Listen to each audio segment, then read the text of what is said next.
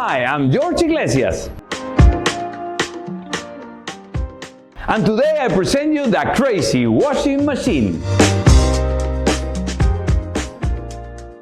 In 1942, Dr. Howard Caton created the plot soft shells, and there's been many versions around the globe. Throughout almost 83 years of existence, I want to pay a tribute to this classic of children's and family magic.